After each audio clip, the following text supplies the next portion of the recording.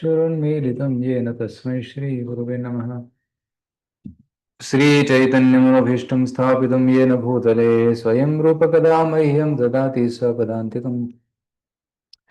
वन्देऽहं श्रीगुरो श्रीयुतापदकमलं श्रीगुरून् वैष्णवांश्च श्रीरूपं साग्रजातं सहगण रघुनाथान्वितं तं सजीवं साद्वैतं सावधूतं परिजनसहितं कृष्णचैतन्यदेवम् श्रीराधाकृष्णपादान् सहगणललिता श्रीविशाखान्वितांश्च नमः ॐ विष्णुपादाय कृष्णप्रेष्ठाय भूतले श्रीमते भक्तिवेदान्तस्वामिन्निति नामिने नमस्ते सारस्वते देवे गौरवाणी प्रचारिणे निर्विशेषशून्यवादी पाश्चात्यदेशतारिणे नमो महावदन्याय कृष्णप्रेमप्रदायते कृष्णाय कृष्णचैतन्य नामने गौरतसे नमः। हे कृष्ण करुणा सिंधो दीनबंधो जगत्पते गोपेश गोपिका कांत राधा कांत नमोस्तुते तप्त कांचन गौरांगी राधे वृंदावनेश्वरी वृषभानुसुते देवी प्रणमामि हरिप्रिय वाञ्छाकल्पतरुभ्यश्च कृपा सिन्धुभ्य एव च पतितानां पावनेभ्यो वैष्णवेभ्यो नमो नमः। जय श्री कृष्ण चैतन्य प्रभु नित्यानंद श्री अद्वैत गदाधर श्रीवासादि गौर भक्त वृंद हरे कृष्णा कृष्ण कृष्ण हरे हरे हरे राम राम राम हरे हरे। मूकं करोति वाचालं पंगुं लंघयते गिरिं यत्कृपातमहं वन्दे श्रीगुरो दीनतारिणं परमानन्दमाधवं श्रीचैतन्यमीश्वरं हरे कृष्ण। ಎಲ್ಲರಿಗೂ ನಮಸ್ಕಾರ, ಎಲ್ಲರಿಗೂ ಸ್ವಾಗತ ಇವತ್ತಿನ ಶ್ರೀಮದ್ ಭಾಗವತಂ ಕ್ಲಾಸ್ಗೆ.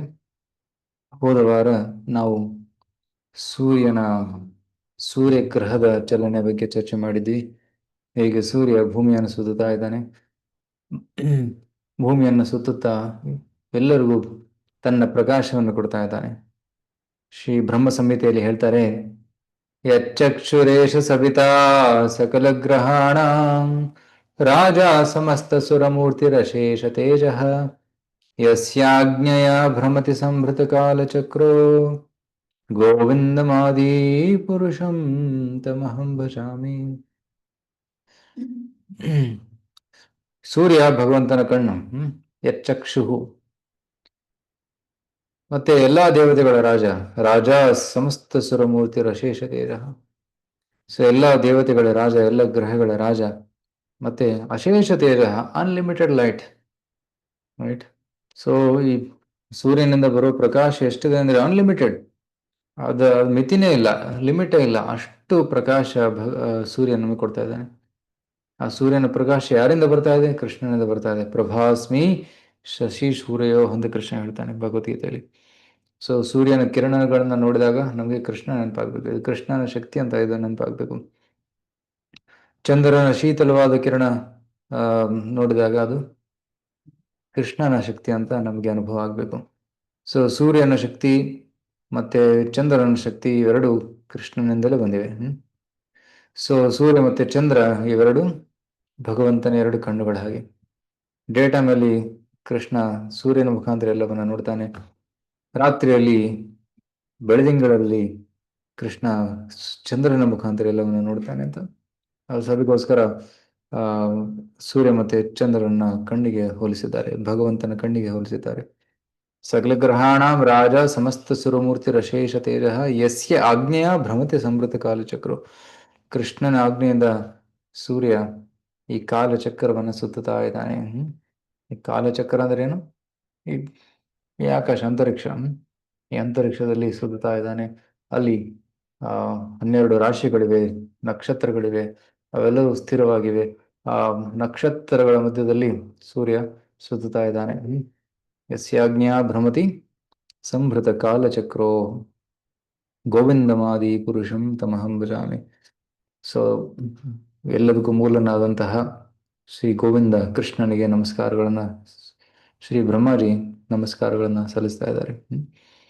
ಸೊ ಸೂರ್ಯ ಮಾನಸೋತ್ತರ ಪರ್ವತದಲ್ಲಿ ಪುಷ್ಕರ ದ್ವೀಪದ ಮಧ್ಯದಲ್ಲಿ ಆ ಪರ್ವತದ ಮೇಲೆ ಸುತ್ತಾಗ್ತಾ ಇದ್ದಾನೆ. ಸೊ ಪ್ರತಿ ದಿನ ಸೂರ್ಯ ಒಂದು ಸುತ್ತ ಹಾಕಿದಾಗ ಅದು ಒಂದು ದಿನ ಆಗ್ತದೆ. ಸೊ 360 ಸುತ್ತುಗಳನ್ನು ಹಾಕಿದಾಗ ಒಂದು ವರ್ಷ ಕಂಪ್ಲೀಟ್ ಆಗ್ತದೆ. ಒಂದು ವರ್ಷ ಅಂದ್ರೆ ಏನು? ಕಾಲಚಕ್ರ ಸುತ್ತುತ್ತಾ ಇದೆ, ಕಾಲಚಕ್ರ ಮಧ್ಯದಲ್ಲಿ ಸೂರ್ಯ ಕೂಡ ಸುತ್ತುತ್ತಾ ಇದ್ದಾನೆ. ಸೊ ಸೂರ್ಯ ಒಂದು ತಿಂಗಳಲ್ಲಿ ಒಂದು ರಾಶಿಯಲ್ಲಿ ಇರ್ತಾನೆ. ಯಾಕಂದ್ರೆ ಕಾಲಚಕ್ರ ಒಂದು ಗತಿಯಲ್ಲಿ ಸುತ್ತುತ್ತಾ ಇದೆ, ಆದರೆ ಸೂರ್ಯ ಸ್ವಲ್ಪ ಮಂದವಾಗಿ, ಸ್ವಲ್ಪ ಸ್ಲೋ ಆಗಿ ಸುತ್ತುತ್ತಾ ಇದ್ದಾನೆ. ಮೇರು ಪರ್ವತದ ಸುತ್ತಲೂ ಕ್ಲಾಕ್ ವೈಸ್ ಡೈರೆಕ್ಷನ್ ಅಲ್ಲಿ ಪರಿಕ್ರಮ ಹೇಗೆ ಮಾಡ್ತೀವಲ್ಲ, ಕ್ಲಾಕ್ ವೈಸ್ ಡೈರೆಕ್ಷನ್ ಅಲ್ಲಿ ಸೂರ್ಯ ನಕ್ಷತ್ರಗಳೆಲ್ಲೂ ಸುತ್ತುತ್ತಾ ಇದ್ದಾವೆ. ಆದರೆ ಸೂರ್ಯನ ವೇಗ ಸ್ವಲ್ಪ ಕಮ್ಮಿ ಆಗಿದೆ. ಆದ ಕಾರಣ ಸೂರ್ಯ ನಕ್ಷತ್ರಗಳು ಈ ರೀತಿ ಹೋಗ್ತಾ ಇದ್ದಾಗ ಸೂರ್ಯ ಹಿಂದಕ್ಕೆ ಬರ್ತಾ ಇದ್ದಾನೆ, ಲೈಕ್ ರಿವರ್ಸ್, ರಿಲೇಟಿವ್ಲಿ ಸ್ಲೋ ಆಗಿ ಬರ್ತಾ ಇದ್ದಾನೆ. ಸಪೋಸ್ ನೀವೊಂದು ಕಾರಲ್ಲಿ ಹೋಗ್ತಾ ಇದ್ದೀರಾ, ನೀವು 50 ಕಿಲೋಮೀಟರ್ ಸ್ಪೀಡ್ ಹೋಗ್ತಾ ಇದ್ದೀರಾ, ಸೇಮ್ ಅದೇ ಇನ್ನೊಂದು ಕಾರು ಅದೇ ರೋಡಲ್ಲಿ 60 ಕಿಲೋಮೀಟರ್ ಅಲ್ಲಿ ಬರ್ತದೆ. ಸೊ ಆಗೇನಾಗ್ತದೆ, ನಿಮ್ಮನ್ನು ಓವರ್ಟೇಕ್ ಮಾಡಿ ಮುಂದೆ ಹೋಗ್ತದೆ. ಅದೇ ರಿಲೇಟಿವ್ ಮೋಷನ್ ಆಯ್ತು. ಸೊ ಎರಡು ಕಾರು ಒಟ್ಟಿಗೆ ಹೋಗ್ತಾ ಇದಾವೆ, ಅದೇ ಒಂದು ಫಾಸ್ಟ್ ಆಗೋಯ್ತು, ಒಂದು ಸ್ಲೋ ಆಗೋಯ್ತು. ಸೊ ಈ ರೀತಿ 12 ರಾಶಿಗಳು ಸುತ್ತಾ ಇದ್ದಾವೆ, ಒಂದೇ ಸ್ಪೀಡಲ್ಲಿ ಸುತ್ತಾ ಇದ್ದಾವೆ. ಅವು ಸ್ಪೀಡ್ ಡಿಫ್ರೆನ್ಸ್ ಇಲ್ಲ ಅದರಲ್ಲಿ. ಆದರೆ ಸೂರ್ಯ ಮತ್ತೆ ಇತರ ಗ್ರಹಗಳ ಒಂದು ಚಲನೆ ಇದೆ, ಅಲ್ಲಿ ಡಿಫ್ರೆನ್ಸ್ ಇದೆ. ಅದಕ್ಕಾಗಿ ಸೂರ್ಯ ಮತ್ತೆ ಇತರ ಗ್ರಹಗಳು ಆ ರಾಶಿಯಲ್ಲಿ ಒಂದು ಕ್ಷಣದಲ್ಲಿ ಒಂದು ರಾಶಿಯಲ್ಲಿ ಇರ್ತವೆ, ಇನ್ನೊಂದು ಕ್ಷಣದಲ್ಲಿ ಇನ್ನೊಂದು ರಾಶಿಯಲ್ಲಿ ಇರ್ತವೆ. ಸೊ ಸೂರ್ಯ ಒಂದು ತಿಂಗಳಲ್ಲಿ ಒಂದು ರಾಶಿ ಕವರ್ ಮಾಡ್ತಾನೆ, ಮತ್ತೆ ಇನ್ನೊಂದು ತಿಂಗಳಲ್ಲಿ ಇನ್ನೊಂದು ರಾಶಿ ಹೋಗ್ತಾನೆ. ಯಾವಾಗ ಒಂದು ರಾಶಿಯಿಂದ ಇನ್ನೊಂದು ರಾಶಿಗೆ ಸೂರ್ಯ ಹೋಗ್ತಾನೆ ಅದಕ್ಕೆ ಸಂಕ್ರಮಣ ಅಂತ ಕರೀತಾರೆ. ಆ ಒಂದು ಫಿನಾಮಿನ ಏನಂತಾರೆ? ಸಂಕ್ರಮಣ. ಸೂರ್ಯ ಮಕರ ರಾಶಿಗೆ ಪ್ರವೇಶವಾದಾಗ ಅದು ಮಕರ ಸಂಕ್ರಾಂತಿ, ಕರ್ಕ ರಾಶಿಗೆ ಪ್ರವೇಶವಾದಾಗ ಅದು ಕರ್ಕ ಸಂಕ್ರಾಂತಿ, ಸಿಂಹ ಸಂಕ್ರಾಂತಿ. ಈ ರೀತಿ ಪ್ರತಿಯೊಂದು ರಾಶಿಗೂ ಒಂದೊಂದು ಸಂಕ್ರಮಣ ಅಥವಾ ಸಂಕ್ರಾಂತಿ ಇದ್ದೇ ಇರುತ್ತೆ. ವಿಶೇಷವಾಗಿ ಮಕರ ಸಂಕ್ರಾಂತಿ ಮತ್ತೆ ಕರ್ಕ ಸಂಕ್ರಾಂತಿ ಮುಖ್ಯ. ಯಾಕಂದ್ರೆ ಮಕರ ಸಂಕ್ರಾಂತಿಯಲ್ಲಿ ಉತ್ತರಾಯಣ ಪ್ರಾರಂಭ ಆಗ್ತದೆ, ಕರ್ಕ ಸಂಕ್ರಾಂತಿ ದಕ್ಷಿಣಾಯಣ ಪ್ರಾರಂಭ ಆಗ್ತದೆ. ಸೊ ಅದಕ್ಕೆ ಅದು ಇಂಪಾರ್ಟೆಂಟ್ ಅಂತ ಹೇಳಿದ್ದಾರೆ. ಸೊ ಷಣ್ಮಾಸ ಉತ್ತರಾಯಣಂ ಭಗವದ್ಗೀತೆಯಲ್ಲಿ ಹೇಳ್ತಾರಲ್ಲ ಕೃಷ್ಣ. ಸೊ ಉತ್ತರಾಯಣ ಅದು ಶುಭ, ದಕ್ಷಿಣಾಯಣ ಅಶುಭ ಅಂತ ಕೂಡ ಹೇಳ್ತಾರೆ. ಸೊ ಈಗ ನಾವು ಇತರ ಗ್ರಹಗಳು ಮತ್ತು ಚಂದ್ರನ ಚಂದ್ರಗ್ರಹದ ಚಲನೆಯ ಬಗ್ಗೆ ನಾವು ಚರ್ಚೆ ಮಾಡೋಣ.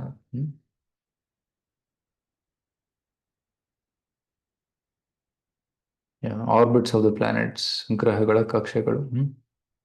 ಓಂ ನಮೋ ಭಗವತೆ ವಾಸುದೇವಾಯ, ಓಂ ನಮೋ ಭಗವತೆ ವಾಸುದೇವಾಯ, ಓಂ ನಮೋ ಭಗವತೆ ವಾಸುದೇವಾಯ. ನಾರಾಯಣಂ ನಮಸ್ಕೃತ್ಯ ನರಂ ಚೈವ ನರೋತ್ತಮಂ ದೇವೀಂ ಸರಸ್ವತೀಂ ವ್ಯಾಸಂ ತತೋ ಜಯಮುದೀರಯೇ ನಷ್ಟಪ್ರಾಯೇಷು ಭದ್ರೇಷು ನಿತ್ಯಂ ಭಾಗವತ ಸೇವೆಯಾ ಭಗವತಿ ಉತ್ತಮ ಶ್ಲೋಕೆ ಭಕ್ತಿರ್ಭವತಿ ನೈಷ್ಟಿಕೀ. ಕೃಷ್ಣಾಯ ವಾಸುದೇವಾಯ ದೇವಕೀ ನಂದನಾಯ ಚ ನಂದಗೋಪಕುಮಾರಾಯ ಗೋವಿಂದಾಯ ನಮೋ ನಮಃ. ಸೊ ಪರೀಕ್ಷಿತ್ ಮಹಾರಾಜರು ಶುಕದೇವ ಮಹಾರಾಜರಿಂದ ಈ ಭಾಗವತದ ಕಥೆಯನ್ನು ಕೇಳ್ತಾ ಇದ್ದಾರೆ. ಈಗ 5ನೇ ಸ್ಕಂದಕ್ಕೆ ಅವರು ಪ್ರವೇಶ ಮಾಡಿದ್ದಾರೆ. 5ನೇ ಸ್ಕಂದದಲ್ಲಿ ಈಗ ಬ್ರಹ್ಮಾಂಡದ ಬಗ್ಗೆ ಅವರು ಪರೀಕ್ಷಿತ್ ಮಹಾರಾಜರು ಪ್ರಶ್ನೆ ಕೇಳಿದ್ದಾರೆ, ಅದಕ್ಕೆ ಉತ್ತರ ಶುಕದೇವ ಮಹಾರಾಜರು ಕೊಡ್ತಾ ಇದ್ದಾರೆ. ಈ ಅಧ್ಯಾಯದಲ್ಲಿ 17 ಶ್ಲೋಕಗಳಿವೆ. ಸೊ ಪ್ರಥಮ 7 ಶ್ಲೋಕದಲ್ಲಿ ಸೂರ್ಯನ ಚಲನೆಗಳು ಮತ್ತು ಮಹಿಮೆಗಳು, ನಂತರ 8, 9, 10ರಲ್ಲಿ ಚಂದ್ರನ ಚಲನೆಗಳು ಮತ್ತು ಮಹಿಮೆಗಳು, ಮತ್ತೆ 11ರಿಂದ 17 ಚಂದ್ರನ ಮೇಲಿರುವ ನಕ್ಷತ್ರಗಳ ವಿವರಣೆ ಮತ್ತೆ ಇತರ ಗ್ರಹಗಳ ವಿವರಣೆ. ನಕ್ಷತ್ರಗಳು ಅಂದ್ರೆ ರಾಶಿಗಳು, 28 ರಾಶಿಗಳು, ಅದರ ಮೇಲೆ ಇತರ ಗ್ರಹಗಳು, ಬುಧ, ಮಂಗಳ, ಗುರು, ಶುಕ್ರ, ಶನಿ, ಈ ರೀತಿ ಉಳಿದ ಎಲ್ಲ ಗ್ರಹಗಳ ವರ್ಣನೆ ಇದೆ. ಒಂದೊಂದು ಶ್ಲೋಕದಲ್ಲಿ ಒಂದೊಂದು ಗ್ರಹದ ವರ್ಣನೆ ಮಾಡ್ತಾರೆ. ಸೊ ಹಿಂದಿನ ಅಧ್ಯಾಯದ 8ನೇ ಶ್ಲೋಕದಲ್ಲಿ ಶುಕಮುನಿಯವರು ಸೂರ್ಯನು ಪ್ರದಕ್ಷಿಣಾಕಾರವಾಗಿ ಚಲಿಸುತ್ತಾನೆ, ಆದರೆ ರಾಶಿ ಚಕ್ರದ ಮೂಲಕ ಅಪ್ರದಕ್ಷಿಣಾಕಾರವಾಗಿ ಚಲಿಸುವಂತೆ ಕಾಣುತ್ತದೆ ಎಂದು ಉಲ್ಲೇಖಿಸಿದ್ದಾರೆ. ಪರೀಕ್ಷಿತ ಈಗ ಸ್ಪಷ್ಟೀಕರಣವನ್ನು ಕೇಳುತ್ತಾನೆ. So Parikshit is very intelligent, ಬುದ್ಧಿವಂತ. ಸೊ ಅದಕ್ಕಾಗಿ ಸೂಕ್ತವಾದ ಪ್ರಶ್ನೆಗಳನ್ನ ಇಲ್ಲಿ ಮುಂದಿಡ್ತಾ ಇದ್ದಾನೆ. ರಾಜ ಪ್ರಶ್ನೆ ಕೇಳ್ತಾನೆ. ಓಕೆ, ಭಾನು ಮಾತಾಜಿ ಕೈ ಎತ್ತಿದ್ದಾರೆ, ದಯವಿಟ್ಟು ಓದಿ. ಹರೇ ಕೃಷ್ಣ ಪ್ರಭು. ಅನುವಾದ: ಪರೀಕ್ಷಿತ ಮಹಾರಾಜನು ಶುಕಮುನಿಗಳನ್ನು ಹೇಗೆ ಪ್ರಶ್ನಿಸಿದನು? ಪ್ರಿಯ ಮುನಿಗಳೇ, ಪರಮ ಶಕ್ತಿವಂತನಾದ ಸೂರ್ಯದೇವನು ಧ್ರುವಲೋಕವನ್ನು ಮತ್ತು ಸುಮೇರು ಪರ್ವತವನ್ನು ತನ್ನ ಬಲಭಾಗಕ್ಕೆ ಮಾಡಿಕೊಂಡು ಧ್ರುವಲೋಕವನ್ನು ಪ್ರದಕ್ಷಿಣೆ ಮಾಡುತ್ತಾನೆ ಎಂದು ಸತ್ಯವನ್ನು ನೀವು ಈಗಾಗಲೇ ದೃಢಪಡಿಸಿದ್ದೀರಿ. ಆದರೆ ಅದೇ ಹೊತ್ತಿನಲ್ಲಿ ಸೂರ್ಯನು ರಾಶಿ ಚಕ್ರಕ್ಕೆ ಸಮ್ಮುಖವಾಗಿರುತ್ತಾ ಸುಮೇರು ಪರ್ವತ ಮತ್ತು ಧ್ರುವಲೋಕಗಳನ್ನು ಅವು ತನ್ನ ಎಡಭಾಗಕ್ಕೆ ಬರುವಂತೆ ಸುತ್ತುತ್ತಾನೆ. ಅವನು ಏಕಕಾಲದಲ್ಲಿ ಹೇಗೆ ಸುಮೇರು ಮತ್ತು ಧ್ರುವಲೋಕಗಳು ತನ್ನ ಎಡಬಲ ಎರಡೂ ಕಡೆ ಬರುವಂತೆ ಚಲಿಸುತ್ತಾನೆ? ಇದನ್ನು ನಾವು ಹೇಗೆ ಗ್ರಹಿಸಲು ಸಾಧ್ಯ? ಹರೇ ಕೃಷ್ಣ.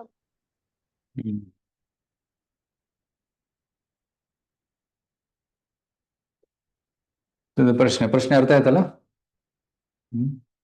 ಎಲ್ಲ ನಕ್ಷತ್ರಗಳು, ರಾಶಿಗಳು ಮತ್ತೆ ಸೂರ್ಯ ಎಲ್ಲವೂ ಮೇರು ಪರ್ವತನ ಬಲಗಡೆ ಮಾಡಿಕೊಂಡು ಪ್ರದಕ್ಷಿಣೆ ಮಾಡ್ತಾ ಇದ್ದಾರೆ. ಆದರೆ ರಿಲೇಟಿವ್ ಆಗಿ ಏನು ಅನ್ಸುತ್ತೆ, ಸೂರ್ಯ ಮತ್ತೆ ರಾಶಿಗಳನ್ನು ನೋಡಿದಾಗ ಎಡಭಾಗಕ್ಕೆ ಇಟ್ಕೊಂಡು ಪ್ರದಕ್ಷಿಣೆ ಮಾಡಿದಂಗೆ ಆಗ್ತದೆ, ಲೈಕ್ ಆಂಟಿ ಕ್ಲಾಕ್ ವೈಸ್. ಅದು ಹೇಗೆ ಅಂತ ಪ್ರಶ್ನೆ ಬಂತು. ಸೊ ಇದರಲ್ಲಿ ಏನು ತಪ್ಪಿಲ್ಲ, it's from relative point of vision. ನೀವು ಯಾವ ಆ್ಯಂಗಲ್ ಇಂದ ನೋಡ್ತಾ ಇದ್ದೀರಾ, ಯಾವ ಪೊಸಿಷನ್ ಇಂದ ನೋಡ್ತಾ ಇದ್ದೀರಾ, ಅದರ ಮೇಲೆ ಅದು ಕ್ಲಾಕ್ ವೈಸ್ ಅಥವಾ ಆಂಟಿ ಕ್ಲಾಕ್ ವೈಸ್ ಅಂತ ಅನಿಸ್ತದೆ. ಅದಕ್ಕೆ ಉತ್ತರ ಇಲ್ಲಿ ಕೊಡ್ತಾರೆ ನೋಡಿ, ಕುಂಬಾರನ ಚಕ್ರದ ಉದಾಹರಣೆ ಕೊಡ್ತಾ ಇದ್ದಾರೆ. ಓಕೆ, ಇಲ್ಲಿ ಓದಿ. ಮಹೇಶ್ವರಿ ಮಾತಾಡಿ.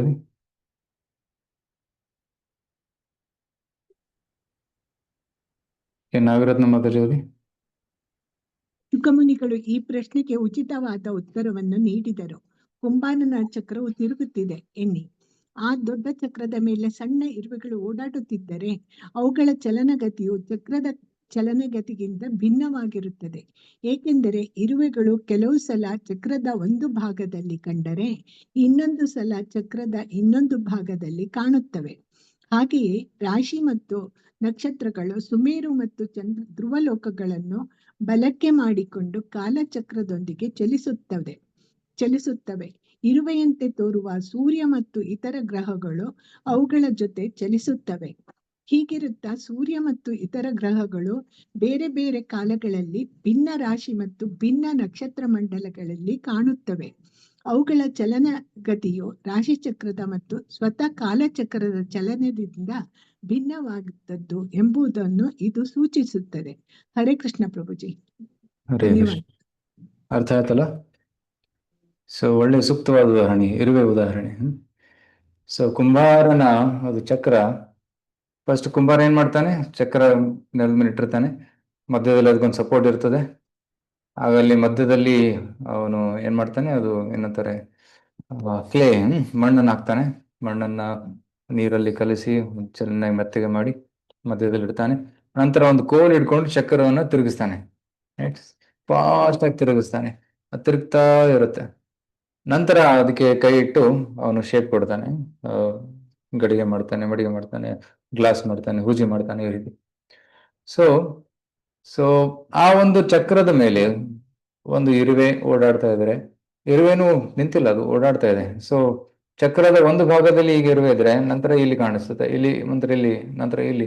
ಚಕ್ರನು ಸುತ್ತುತ್ತಾ ಇದೆ, ಇರುವೆನು ಸುತ್ತುತ್ತಾ ಇದೆ. Both are rotating.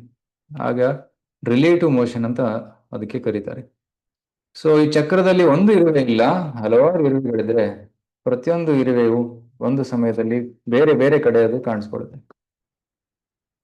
ಅದೇ ರೀತಿ ಎಲ್ಲಾ ಗ್ರಹಗಳು, ರೈಟ್, ನವಗ್ರಹಗಳು, 9 ಗ್ರಹಗಳಿರೋದು, ನವಗ್ರಹಗಳು, ಅವೆಲ್ಲವೂ ಕಾಲಚಕ್ರದಲ್ಲಿ ಸುತ್ತುತ್ತಾ ಇದ್ದಾವೆ, ಡಿಫರೆಂಟ್ ಸ್ಪೀಡ್ಸ್. ಅದಕ್ಕೆ ಬೇರೆ ಬೇರೆ ಸಮಯದಲ್ಲಿ ಬೇರೆ ಬೇರೆ ಕಡೆಯೂ ಕಾಣಿಸ್ಕೊಳ್ತವೆ. Okay, at different times they are in different positions. ಅರ್ಥ ಆಗ್ತಾ ಇದೆಯಾ? ಸೊ ಇದು ಕಾಲಚಕ್ರ. ಫೋಟೋ ಮುಖಾಂತರ ಹೇಗಂದ್ರೆ,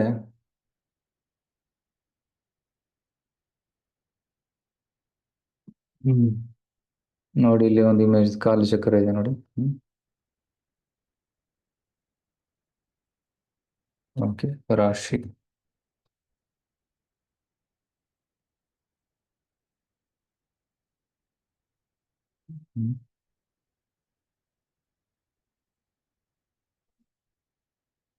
ಅದು ಫೋಟೋ ಹುಡುಕ್ತಾ ಇದ್ದೀನಿ. ಹಾಂ,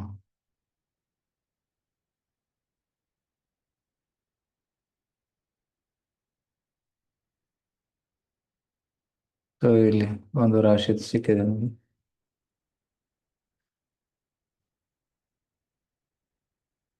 ಸೊ ಇಲ್ಲಿ ನೋಡ್ತಾ ಇರೋದು. ಸೊ ಮಧ್ಯದಲ್ಲಿ ನಾವು ನಿಂತಿದ್ದೀವಿ ಅಂತ ಅನ್ಕೊಡಿ. ಮಧ್ಯದಲ್ಲಿ ಭೂಮಿ ಇದೆ, ಭೂಮಿ ಮೇಲೆ ನಾವು ನಿಂತ್ಕೊಂಡಿದ್ದೀವಿ. ನಾವು ನಿಂತು ಮೇಲೆ ನೋಡಿದಾಗ ರಾಶಿಗಳು ಕಾಣಿಸ್ತವೆ. ಓಕೆ, ಸೊ ಸೊ ಇವು 12 ರಾಶಿಗಳು, ರೈಟ್. ವೃಷಭ, ಮೇಷ, ಮೀನ, ಕುಂಭ, ಮಕರ, ಧನುರಾಶಿ, ವೃಶ್ಚಿಕ, ತುಲ, ಕನ್ಯಾ, ಸಿಂಹ, ಕರ್ಕ, ಮಿಥುನ. 12 ರಾಶಿಗಳು. ಎಲ್ಲವೂ ರೊಟೇಟ್ ಆಗ್ತಾ ಇದೆ, ಸುತ್ತಾ ಇದೆ. ಅದರ ಜೊತೆ ಸೂರ್ಯ ಕೂಡ ಸುತ್ತಾ ಇದ್ದಾನೆ. So they are also going, but they are at different speeds. ಅವರ ಒಂದು ವೇಗ ಏನಿದೆ ಬೇರೆ ಬೇರೆ ಆಗಿದೆ. ಆದ ಕಾರಣ ಅವು ರಿಲೇಟಿವ್ ಮೋಷನ್ ಕಾರಣ. ಸೊ ಕೆಲವೊಮ್ಮೆ ಹರೇ ಕೃಷ್ಣ,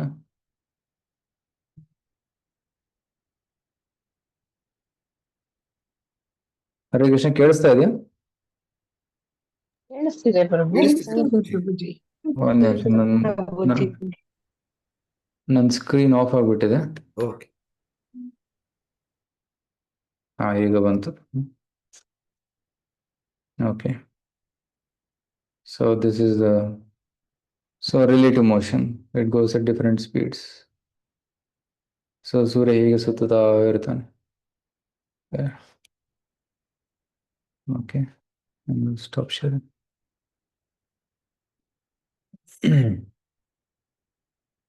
ಸೊ ಸೂರ್ಯ ಒಂದು ಸುತ್ತು ಹಾಕೋದಕ್ಕೆ ಈ ರಾಶಿ ಮಂಡಲದ ಭೂಮಿ ಸುತ್ತ ಅಲ್ಲ, ಭೂಮಿ ಸುತ್ತ ಒಂದು ದಿನದಲ್ಲಿ ಒಂದು ಸುತ್ತು ಹಾಕ್ತಾರೆ. ಆದ್ರೆ ಈ ರಾಶಿಯಲ್ಲಿ ಸಪೋಸ್ ವೃಷಭ ರಾಶಿಯಿಂದ ಸ್ಟಾರ್ಟ್ ಆಗಿ ಮತ್ತೆ ವೃಷಭ ರಾಶಿಗೆ ಬರೋದಕ್ಕೆ ಎಷ್ಟು ಸಮಯ ಬೇಕು? ಅದಕ್ಕೆ 1 ಸಂವತ್ಸರ, 1 ವರ್ಷ ಅಂತ ಕರೀತಾರೆ. That's called 1 year, right. So ಬೇರೆ ಬೇರೆ ರಾಶಿಗೆ ಪ್ರಯಾಣ ಮಾಡಬೇಕು. ಮತ್ತೆ ಪ್ರತಿಯೊಂದು ಗ್ರಹದ್ದು 1 ವರ್ಷ ಬೇರೆ ಬೇರೆ ಇದೆ. ಸೊ ಚಂದ್ರ ಏನ್ ಮಾಡ್ತಾನೆ? ಚಂದ್ರ ತುಂಬಾ ಫಾಸ್ಟ್ ಆಗಿ ಹೋಗ್ತಾನೆ, ಕಾಲಚಕ್ರದಲ್ಲಿ ತುಂಬಾ ಫಾಸ್ಟ್ ಆಗಿ ಸುತ್ತಾಗ್ತಾನೆ. ಸೊ ಅದ್ರದ್ದು ಡಿಸ್ಕ್ರಿಪ್ಷನ್ ಬರ್ತದೆ ಮುಂದಿನ ಶ್ಲೋಕದಲ್ಲಿ. ಚಂದ್ರನ ಮತ್ತೆ ಇತರ ಗ್ರಹಗಳ ಚಲನೆ ಬಗ್ಗೆ ಚರ್ಚೆ ಮಾಡೋಣ. ಈ 3ನೇ ಶ್ಲೋಕ. ಸೊ ಸೂರ್ಯ ಭಗವಂತನೇ ಋತುಗಳನ್ನು ವ್ಯವಸ್ಥೆಗೊಳಿಸಿದನು. ಓಕೆ ಓಕೆ ಓಕೆ ಯಶೋಧ ಮಾತಾಡಿ.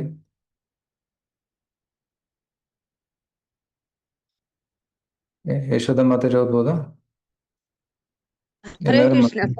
ಸಾರಿ ಹಾ. ಹರೇ ಕೃಷ್ಣ, ಮ್ಯೂಟ್ ಮಾಡಿದ್ದಿಲ್ಲ. ಓಕೆ. ಈ ವಿಶ್ವದ ಅಭಿವ್ಯಕ್ತಿಗೆ ದೇವೋತ್ತಮ ಪರಮಪುರುಷನಾದ ನಾರಾಯಣನು ಮೂಲ ಕಾರಣನಾಗಿದ್ದಾನೆ. ವೇದಜ್ಞಾನವನ್ನು ಪೂರ್ಣವಾಗಿ ಬಲ್ಲ ಮಹರ್ಷಿಗಳು ಪರಮಪುರುಷನಿಗೆ ಪ್ರಾರ್ಥನೆ ಸಲ್ಲಿಸಿದರು. ಆಗ ಅವನು ಸಕಲ ಗ್ರಹಗಳ ಕಲ್ಯಾಣಕ್ಕಾಗಿ ಮತ್ತು ಕಾಮ್ಯಕರ್ಮಗಳ ಶುದ್ಧಿಗಾಗಿ ಈ ಲೌಕಿಕ ಜಗತ್ತಿಗೆ ಅವತರಿಸಿದನು. 12 ವಿಭಾಗಗಳಲ್ಲಿ ತನ್ನನ್ನು ವಿಂಗಡಿಸಿಕೊಂಡನು. ವಸಂತ ಋತುವಿನಿಂದ ಮೊದಲಾಗುವ 6 ರೂಪಗಳನ್ನು ಸೃಷ್ಟಿಸಿದನು. ಅದೇ ರೀತಿಯಲ್ಲಿ ಬಿಸಿಲು, ಚಳಿ ಮೊದಲಾದ ಋತು ಸ್ವಭಾವಗಳನ್ನು ಅವನು ಸೃಷ್ಟಿಸಿದನು. ಹರೇ ಕೃಷ್ಣ. ಸೊ ಭಗವಂತನೇ ಮಾಸಗಳಾಗಿ, ಮಾಸ ಅಂದ್ರೆ ತಿಂಗಳು, ಮತ್ತೆ ಋತುಗಳು, 2 ತಿಂಗಳು ಸೇರಿದ ಒಂದೊಂದು ಋತು ಆಗ್ತದೆ. ಓಕೆ, ಸೊ ಈ ರೀತಿ ಋತುಗಳನ್ನ ಮತ್ತೆ ಮಾಸಗಳನ್ನ ಭಗವಂತ ಸೃಷ್ಟಿ ಮಾಡಿದ್ದಾನೆ. ಓಕೆ, ಈಗ ತಮಗೆಲ್ಲ ಪ್ರಶ್ನೆ. ಸೊ 12 ತಿಂಗಳುಗಳ ಹೆಸರೇನು? ಯಾರಾದ್ರೂ ಹೇಳಕ್ ಇಷ್ಟಪಡ್ತೀರಾ? 12 ತಿಂಗಳುಗಳ ಹೆಸರೇನು? ಚೈತ್ರ, ವೈಶಾಖ, ಜ್ಯೇಷ್ಠ, ಆಷಾಢ, ಶ್ರಾವಣ, ಭಾದ್ರಪದ, ಆಶ್ವಯುಜ, ಕಾರ್ತಿಕ, ಮಾರ್ಗಶಿರ, ಪುಷ್ಯ, ಮಾಘ, ಫಾಲ್ಗುಣ. ಓಕೆ, ಇವು 12 ತಿಂಗಳುಗಳು. ಋತುಗಳು 6 ಋತುಗಳು ಯಾವುವು? ಗ್ರೀಷ್ಮ ಋತು, ವಸಂತ ಋತು, ಶರದ್ ಋತು. ಫಸ್ಟ್ ಎಲ್ಲಿಂದ ಸ್ಟಾರ್ಟ್ ಆಗುತ್ತೆ ಹೇಳಿ?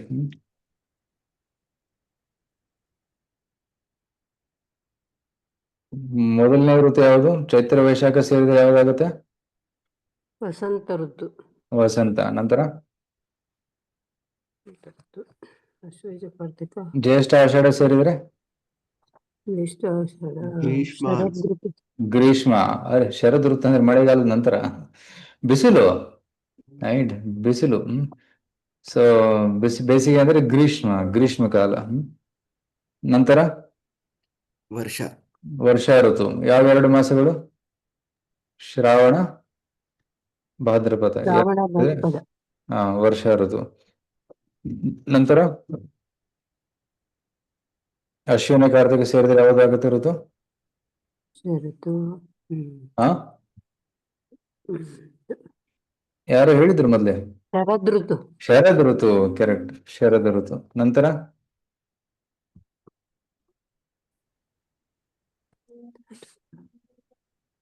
ಹೇಮಂತ ಋತು, ಶಿಶಿರ ಋತು. ಈ ರೀತಿ ಟೋಟಲ್ ಹೇಮಂತ.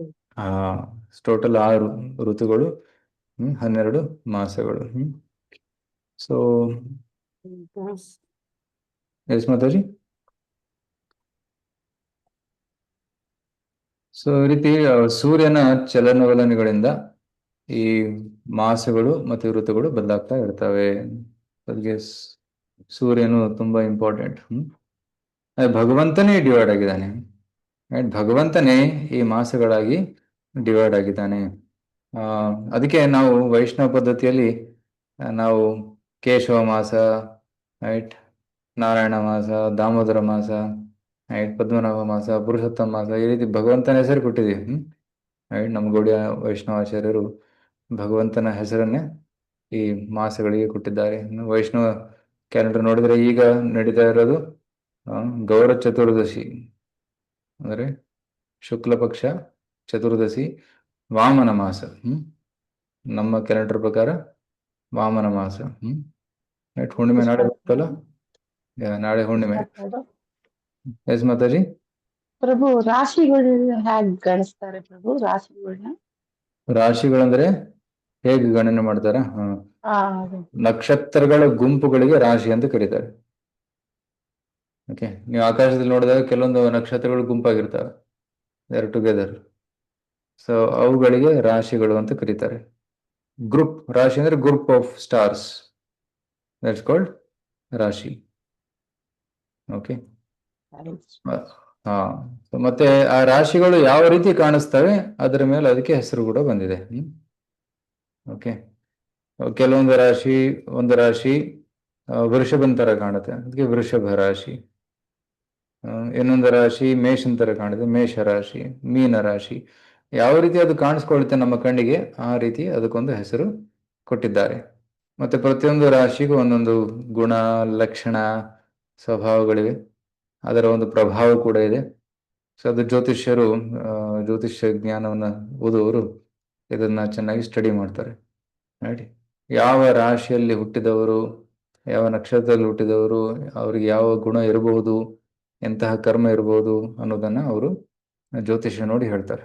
ಈಗ ಪ್ರತಿಯೊಂದು ರಾಶಿ, ನಕ್ಷತ್ರ, ಪ್ರತಿಯೊಂದಕ್ಕೂ ಒಂದು ಗುಣ ಇದೆ. ನಾವು ಯಾವ ಗುಣದಲ್ಲಿ, ಯಾವ ರಾಶಿಯಲ್ಲಿ ಹುಟ್ಟಿರ್ತೀವಿ, ನಾವು ಹುಟ್ಟುವ ಸಮಯದಲ್ಲಿ ಚಂದ್ರ ಯಾವ ರಾಶಿಯಲ್ಲಿದ್ದಾನೆ, ಸೂರ್ಯ ಯಾವ ರಾಶಿಯಲ್ಲಿದ್ದಾನೆ, ಪ್ರತಿಯೊಂದು ಗ್ರಹಗಳು ಯಾವ್ಯಾವ ರಾಶಿಯಲ್ಲಿದ್ದು, ಅದರ ಅನುಸಾರ ನಮ್ಮ ಭವಿಷ್ಯ ಡಿಟರ್ಮನ್ ಆಗ್ತದೆ. ಓಕೆ, ಅಥವಾ ನಮ್ಮ ಕರ್ಮದ ಅನುಸಾರ ನಾವು ಆ ಒಂದು ಸಮಯದಲ್ಲಿ ಹುಟ್ಟಿ ಬಂದಿರ್ತೀವಿ.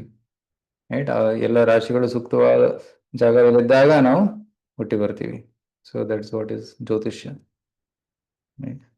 ಸೊ ಇದರ ಬಗ್ಗೆ ವರ್ಣನೆ ಚೈತನ್ಯ ಚರಿತಾಮೃತದಲ್ಲೂ ಬರ್ತದೆ, ಮತ್ತೆ ಕೃಷ್ಣ ಬುಕ್ಕಲ್ಲೂ ಕೂಡ ಭಾಗವತ ದಶಮ ಸ್ಕಂದದಲ್ಲಿ ಕೃಷ್ಣ ಅವತರಿಸಿದಾಗ ಯಾವ ರೀತಿ ಯಾವ ನಕ್ಷತ್ರಗಳಿದ್ವು, ರೈಟ್, ಯಾವ ರೀತಿಯ ವಾತಾವರಣ ಇತ್ತು, ಎಲ್ಲ ಶುಭ ಗ್ರಹಗಳಿದ್ವು, ಶುಭ ತಾರೆಗಳು.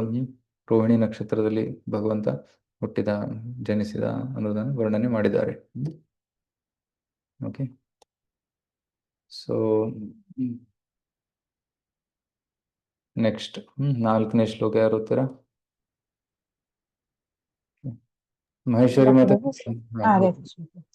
ನಾಲ್ಕು ವರ್ಣ ಮತ್ತು ಆಶ್ರಮ ಪದ್ಧತಿಗಳಿಗೆ ಅನುಸಾರವಾಗಿ ಜನರು ಸಾಮಾನ್ಯವಾಗಿ ಸೂರ್ಯ ದೇವನಾಗಿ ಇರುವ ದೇವೋತ್ತಮ ಪರಮ ಪುರುಷನಾದ ನಾರಾಯಣನನ್ನು ಪೂಜಿಸುವರು. 3 ವೇದಗಳ ಮೂಲಕ ಸಾಗಿ ಬಂದಿರುವ ವಿಧ್ಯುಕ್ತ ಕರ್ಮಗಳು ಪ್ರಕಾರ ಜನರು ಪರಮ ಪುರುಷನನ್ನು ಪರಮಾತ್ಮನಾಗಿ ಅತ್ಯಂತ ಶ್ರದ್ಧೆಯಿಂದ ಆರಾಧಿಸುತ್ತಾರೆ. ಈ ಆರಾಧನೆಯು ಅಗ್ನಿಹೋತ್ರ ಮತ್ತು ಅಂತಹ ಇತರ ನೀಚ ಉಚ್ಚ ಕಾಮ್ಯ ಕರ್ಮ ವಿಧಿಗಳ ಪ್ರಕಾರ ಮತ್ತು ಅನುಭವ ಯೋಗಕ್ಕೆ ಸಂಬಂಧಿಸಿದ ವಿಧಾನದ ಪ್ರಕಾರ ಜರುಗುವುದು. ಈ ರೀತಿಯಲ್ಲಿ ಜನರು ತಮ್ಮ ಬಾಳಿನ ಅಂತಿಮ ಗುರಿಯನ್ನು ಬಹು ಸುಲಭವಾಗಿ ಸಾಧಿಸುವರು. ಧನ್ಯವಾದಗಳು ಪ್ರಭು. ಹರೇ ಕೃಷ್ಣ. ಸೂರ್ಯನಲ್ಲಿರುವ ನಾರಾಯಣನನ್ನ ಆರಾಧನೆ ಮಾಡ್ತಾರೆ. ಸೂರ್ಯನಾರಾಯಣ, ಸುಪ್ರೀಂ ಪರ್ಸನ್ ಡಿವೈಡೆಡ್ ಇನ್ ಸೂರ್ಯ. ಸೊ ಭಗವಂತನಿಗೆ ಹೇಗೆ ಆರಾಧನೆ ಮಾಡ್ತಾರೆ? ಶಾಸ್ತ್ರದಲ್ಲಿ ಕೊಟ್ಟಿರುವ ಹಾಗೆ, ರೈಟ್? ಅಗ್ನಿಹೋತ್ರ ಯಜ್ಞಗಳ ಮುಖಾಂತರ ಭಗವಂತನನ್ನ ಆರಾಧನೆ ಮಾಡ್ತಾರೆ. ಆಗ ಅವರಿಗೆ ಸೂಕ್ತವಾದ ವರದಾನ ದೊರಕುತ್ತದೆ. ಓಕೆ, ನೆಕ್ಸ್ಟ್ ಭಾನುಕುಮಾರಿ ಮಾತಾಜೋರಿ. ಹರೇ ಕೃಷ್ಣ ಪ್ರಭುಜಿ, ದಂಡವತ್ ಪ್ರಣಾಮ. ನಾರಾಯಣನ ಅಥವಾ ವಿಷ್ಣುವು ಎಲ್ಲ ಲೋಕಗಳ ಆತ್ಮ. ಸೂರ್ಯದೇವನು ಆ ನಾರಾಯಣನೇ ಆಗಿದ್ದಾನೆ. ಅವನು ಈ ವಿಶ್ವದ ಮೇಲ್ಭಾಗ ಮತ್ತು ಕೆಳಭಾಗಗಳ ನಡುವೆ ಇರುವ ಭವ್ಯಾಕಾಶದಲ್ಲಿ ಇದ್ದಾನೆ. ಅವನು ಕಾಲಚಕ್ರದ 12 ತಿಂಗಳುಗಳು ಮೂಲಕ ಚಲಿಸುತ್ತಾ 12 ಬೇರೆ ಬೇರೆ ರಾಶಿಗಳ ಸಂಪರ್ಕಕ್ಕೆ ಬರುತ್ತಾನೆ. ಹಾಗೆ ಬಂದಾಗ ಆಯಾ ರಾಶಿಗಳಿಗೆ ಅನುಗುಣವಾಗಿ ಬೇರೆ ಬೇರೆ ಹೆಸರುಗಳು ಪಡೆಯುತ್ತಾನೆ. ಈ 12 ತಿಂಗಳು ಒಟ್ಟು ಕಾಲವು 1 ಸಂವತ್ಸರ ಅಥವಾ ವರ್ಷ ಎಂದು ಕರೆಯುತ್ತಾರೆ. ಚಾಂದ್ರಮಾನದ ಪರಿಗಣನೆಯ ಪ್ರಕಾರ ಚಂದ್ರನು ಬೆಳೆಯುತ್ತಾ ಹೋಗುವ ಪಕ್ಷ ಮತ್ತು ಕ್ಷಯಿಸುತ್ತಾ ಹೋಗುವ ಪಕ್ಷ, ಹೀಗೆ 2 ಪಕ್ಷಗಳಿವೆ. ಪಿತೃಲೋಕದ ಗ್ರಹಕ್ಕೆ ಈ ಪಕ್ಷಗಳು ಒಂದು ಹಗಲು ಮತ್ತು ಒಂದು ರಾತ್ರಿ ಆಗುತ್ತವೆ. ನಕ್ಷತ್ರ ಗಣನೆಯ ಪ್ರಕಾರ 1 ಎನ್ನುವುದು 2 ಕಾಲ ನಕ್ಷತ್ರ ಗಣಕ್ಕೆ ಸಮಾನ. ಸೂರ್ಯನು 2 ತಿಂಗಳುಗಳು ಚಲಿಸಿದರೆ ಮತ್ತು ಒಂದು ಋತು ಮುಗಿಯುತ್ತದೆ. ಈ ಋತು ಪರಿವರ್ತನೆಗಳನ್ನು ವರ್ಷದ ವಿಭಿನ್ನ ಅಂಗಾಂಗಗಳಾಗಿ ಪರಿಗಣಿಸಲಾಗಿದೆ. Harikrishna Prabhuji, thank you. So ಪಿತೃಲೋಕದಲ್ಲಿ ಶುಕ್ಲ ಪಕ್ಷ ಅಂದ್ರೆ ಒಂದು ದಿನ, ಕೃಷ್ಣ ಪಕ್ಷ ಅಂದ್ರೆ ಒಂದು ರಾತ್ರಿ. ಸೊ ಈ ರೀತಿ. ಸೊ ಶುಕ್ಲ ಪಕ್ಷ ಇಸ್ ಡೇ, ಕೃಷ್ಣ ಪಕ್ಷ ಇಸ್ ನೈಟ್. ರಿಲೇಟಿವ್ ಆಗಿದೆ. ನಮ್ಮ ಭೂಮಿಯಲ್ಲಿ ಏನಾಗುತ್ತೆ, ಒಂದು ದಿವಸ ಅಂದ್ರೆ 12 ಗಂಟೆ, ಒಂದು ರಾತ್ರಿಯಿಂದ 12 ಗಂಟೆ. ಸ್ವರ್ಗದಲ್ಲಿ ಬೇರೆ, ಅಲ್ಲಿ 14 ದಿವಸಗಳು ಅಂದ್ರೆ ಒಂದು ದಿನ, ಮತ್ತೆ 15. ಸೊ 15 ದಿನಗಳಂದ್ರೆ ಒಂದು ದಿವಸ, 15 ದಿನ ಒಂದು ರಾತ್ರಿ. ಸೊ ವೇರಿ ಆಗ್ತದೆ. ಮತ್ತೆ ಸ್ವರ್ಗಲೋಕದಲ್ಲಿ 6 ತಿಂಗಳು ಒಂದು ದಿನ, 6 ತಿಂಗಳು ಒಂದು ರಾತ್ರಿ. ಸೊ ರಿಲೇಟಿವ್ ಆಗಿದೆ. ಬ್ರಹ್ಮಲೋಕದಲ್ಲಿ ಹಗಲು ರಾತ್ರಿ ಇನ್ನೂ ಬೇರೆ ಡೆಫಿನೇಷನ್. ಅಲ್ಲಿ ಒಂದು ಕಲ್ಪ ಅಂದ್ರೆ ಒಂದು ದಿನ, ರೈಟ್? ಸೊ ಒಂದು ಕಲ್ಪ ಇಸ್ ಈಕ್ವಲ್ ಟು 1000 ದಿವ್ಯ ಯುಗಾಸ್. ಆ ರೀತಿ ಕ್ಯಾಲ್ಕುಲೇಷನ್ ಇದೆ ಬ್ರಹ್ಮಲೋಕದಲ್ಲಿ. ಸೊ ಬೇರೆ ಬೇರೆ ಲೋಕಗಳಲ್ಲಿ ದಿನ ಮತ್ತೆ ರಾತ್ರಿಯ ಪರಿಗಣನೆ ಬೇರೆ ಬೇರೆ ಇರ್ತದೆ, ರಿಲೇಟಿವ್ ಆಗಿರ್ತದೆ. ಆದರೆ ನಮ್ಮ ಭೂಮಿಯಲ್ಲಿ it is different. 12 hours is equal to 1 day, 12 hours is equal to 1 night. ಭೂಮಿಯಲ್ಲಿ ಕೂಡ ಬೇರೆ ಬೇರೆ ಆಗುತ್ತೆ. ಸೊ ಇಂಡಿಯಾದಲ್ಲಿ ಸರಿಯಾಗಿದೆ ಏನು, ಯಾಕಂದ್ರೆ ನಾವು ಟ್ರಾಪಿಕಲ್ ಲೈನಲ್ಲಿ ಇದೆ, ಇಕ್ವೇಟರ್ ಹತ್ರ ಇದೀವಿ. ಸೊ ಇಲ್ಲಿ ದಿನ ಮತ್ತೆ ರಾತ್ರಿ ಆಲ್ಮೋಸ್ಟ್ ಈಕ್ವಲ್ ಆಗಿರ್ತದೆ, ಕರೆಕ್ಟ್? ಅದೇ ನೀವು ನಾರ್ತ್ ಪೋಲಲ್ಲಿ ಹೋದ್ರೆ 6 ತಿಂಗಳು ಡೇ, ಮತ್ತೆ ಸೌತ್ ಪೋಲಲ್ಲಿ ಬಂದ್ರೆ 6 ತಿಂಗಳು ಡೇ, 6 ತಿಂಗಳು ನೈಟ್ ಇರ್ತದೆ. ಯಾಕಂದ್ರೆ ಸೂರ್ಯ ಉತ್ತರಾಯಣಕ್ಕೆ ಹೋದಾಗ ಹಗಲು ಜಾಸ್ತಿ ಆಗ್ತದೆ ನಾರ್ತ್ ಪೋಲಲ್ಲಿ. ಸೂರ್ಯ ದಕ್ಷಿಣಕ್ಕೆ ಬಂದಾಗ ನಾರ್ತ್ ಪೋಲಲ್ಲಿ ನೈಟ್ ಜಾಸ್ತಿ ಆಗ್ತದೆ. ಸೊ ಒಬ್ರು ಡಿವೋಟಿ ಜರ್ಮನಿ ಹೋಗಿದ್ರು, ಅಲ್ಲಿ ನೋಡ್ತಾರೆ ಬೆಳಿಗ್ಗೆ 9 ಗಂಟೆ ಆಗಿದೆ, ಇನ್ನೂ ಕತ್ತಲು. ಅಲ್ಲಿ ಏನ್ ಮಾಡ್ತಾರೆ, ಟೈಮ್ ನೋಡ್ಕೊಂಡು ಕೆಲಸ ಮಾಡ್ತಾರೆ. ಅಲ್ಲಿ ಸೂರ್ಯ ನೋಡ್ಕೊಂಡು ಕೆಲಸ ಮಾಡೋಕ್ಕಾಗಲ್ಲ, ಯಾಕಂದ್ರೆ ಅಲ್ಲಿ ಟೈಮ್ ಕ್ಯಾಲ್ಕುಲೇಷನ್ ಬೇರೆ ಇರ್ತದೆ, ಇಟ್ಸ್ ಡಿಫರೆಂಟ್. ಸೊ ಕೆಲವೊಮ್ಮೆ ಸೂರ್ಯ ಕೇವಲ 4 ಗಂಟೆ 5 ಗಂಟೆ ಮಾತ್ರ ಕಾಣಿಸ್ಕೊಳ್ತಾನೆ, ಬೇರೆ ಟೈಮ್ ಕಾಣಿಸ್ಕೊಳ್ಳೋದಿಲ್ಲ, ಯಾಕಂದ್ರೆ the timings are different. So ಹಗಲು ರಾತ್ರಿ ತುಂಬಾ ರಿಲೇಟಿವ್ ಆಗಿದೆ. Okay, next.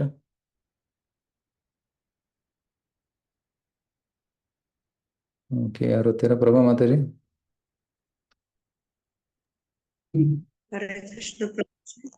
ಸೂರ್ಯನಿಗೆ ಮಂದಗತಿ, ಶೀಘ್ರಗತಿ ಮತ್ತು ಸಮಗತಿ. ಆರನೇ ಶ್ಲೋಕ ಅದು. ಸಾರಿ ಪ್ರಭು. ಹರೇ ಕೃಷ್ಣ.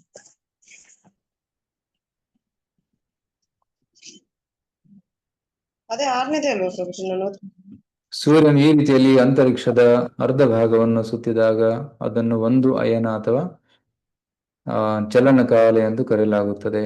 ಉತ್ತರಾಯಣ ಮತ್ತೆ ದಕ್ಷಿಣಾಯಣ.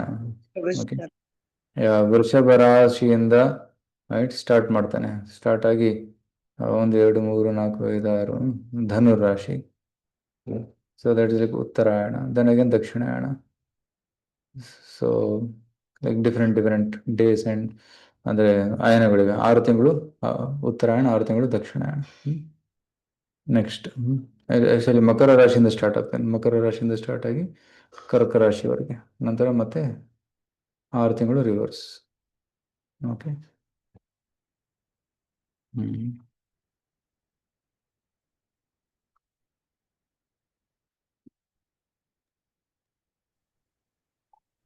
ಓಕೆ, ನೆಕ್ಸ್ಟ್ ಓದಿ 7ನೇ ಶ್ಲೋಕ.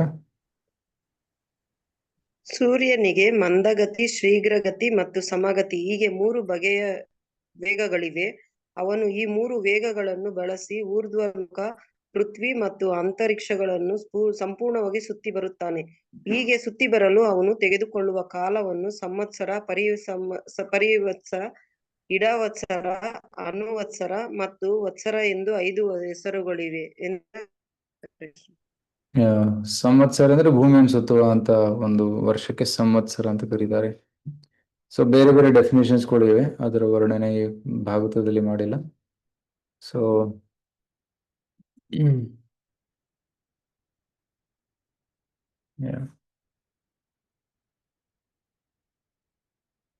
ಸೊ ಇಲ್ಲಿ ರಾಶಿಗಳು ಏನಂತ ಪ್ರಶ್ನೆ ಮಾಡ್ತಾ ಇದ್ರಲ್ಲ. ಸೊ ನಕ್ಷತ್ರಗಳ ಗುಂಪನ್ನು ಸಿಂಹದ ಆಕಾರದಲ್ಲಿ ಜೋಡಿಸಿದರೆ ಆ ರಾಶಿಯನ್ನು ಸಿಂಹ ಅಥವಾ ಸಿಂಹ ರಾಶಿ ಎಂದು ಕರೆಯಲಾಗುತ್ತದೆ. ಮಕರ ರೀತಿಯಲ್ಲಿ ಜೋಡಿಸಿದರೆ ಅದು ಮಕರ ರಾಶಿ ಆಗುತ್ತೆ. ರೈಟ್. ಸೊ ಈ ರೀತಿ ರಾಶಿಗಳಿಗೆ ಹೆಸರು ಬಂದಿದೆ. ಸೊ ಈಗ 8, 9, 10ನೇ ಶ್ಲೋಕದಲ್ಲಿ ಚಂದ್ರನ ಸ್ಥಾನ ಮತ್ತು ಚಲನೆ. ಸೊ ಚಂದ್ರಲೋಕ ಸೂರ್ಯಲೋಕಕ್ಕಿಂತಲೂ ಮೇಲೆ ಇದೆ. ಓಕೆ, ಎಷ್ಟು ಮೇಲೆ ಇದೆ? 1,00,000 ಯೋಜನೆಗಳು ಮೇಲೆ ಇದೆ.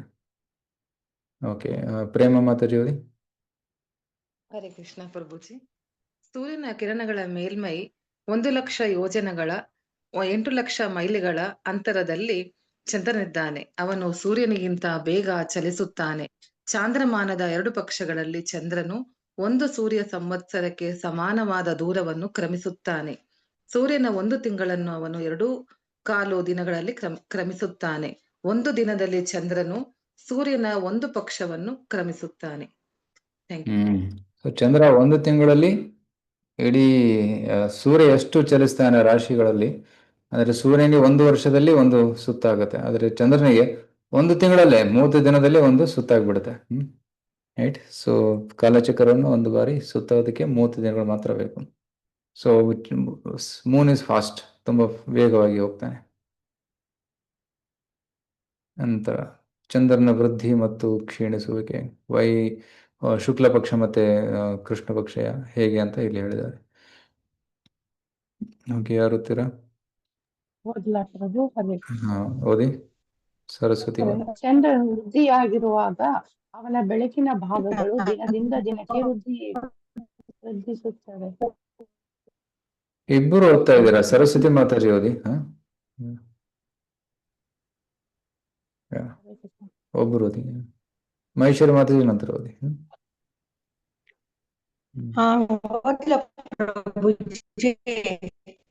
ನಿಮ್ ವಾಯ್ಸ್ ಕಟ್ ಆಗ್ತಾ ಇದೆ, ಸರಿ ಕೇಳಿಸ್ತಾ ಇಲ್ಲ. ನಿಮ್ಮ ವಾಯ್ಸ್ ಕೇಳಿಸ್ತಾ ಇಲ್ಲ. ನೀವು ಓದೋದ್ ಬೇಡ, ನಿಮ್ ವಾಯ್ಸ್ ಅದು ಸರಿ ಆಗ್ತಾ ಇಲ್ಲ. ಚಂದ್ರನ ವೃದ್ಧಿಯಾಗಿರುವಾಗ ಅವನ